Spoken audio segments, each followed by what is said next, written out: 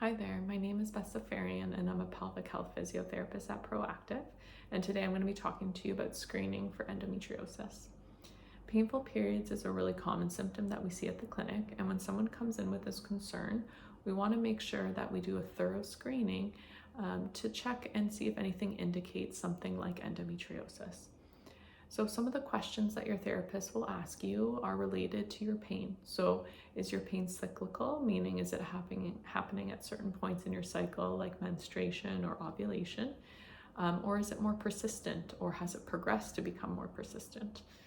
Does your pain, start and stay localized to the abdomen, or does it radiate into your back, hips, legs, etc.?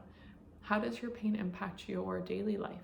Does it impact your ability to work or impact your ability to attend social events?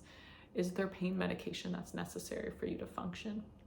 Then we get into some more questions about your bladder function. So are there concerns with frequency, urgency, pain with a full bladder, or pain during urination?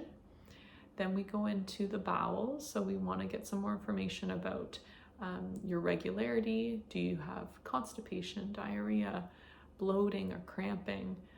Is there pain in the pelvis region that's associated before, during, or after a bowel movement? And then we go into some questions about sexual function. So is there pain? Is there pain at the opening with insertion? Is there pain deeper? Does the pain feel sharp? Does it feel crampy? Does that pain persist just during intimacy, or does it linger afterwards as well? So these are some of the questions that your therapist will ask you.